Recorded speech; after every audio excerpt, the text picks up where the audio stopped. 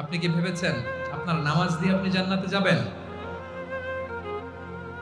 আপনি তাহাজ্জুদ গুজার, সেজদা দিতে দিতে কপালে দাগ ফেলেছেন, এটা আপনারা জান্নাতে নেবে না? আপনি এলাকার সবচেয়ে বড় হাতেম তাই দানশীল, এই দানের ভরসায় বসে আছেন কুশ্চিন কালো ভাব। আমাদের নামাজ, আমাদের রোজা, আমাদের এবাদত, এগুলোকে মিজানের পাল্লায় উঠালে কোনো ওজনই হবে না। তবে আমাদের একটা কৌশল জানা আছে, আমরা আল্লাহর রহমতের ভিখারি। আমরা সেদিন আগেই গুনার স্বীকৃতি দিয়ে দেব।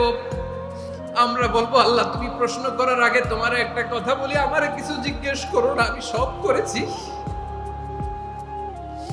এমন কোন পাপ নাই যে পাপ আমারে দিয়ে হয় নাই।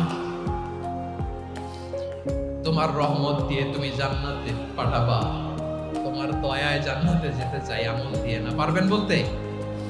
কিয়ামতের দিন আমরা বলবো, আল্লাহ আমার আমল দিয়ে জান্নাত চাই না, আমি তোমার দয়া দিয়ে জান্নাত চাই। তোমার দয়া ছাড়া আমার কোনো উপায় নাই।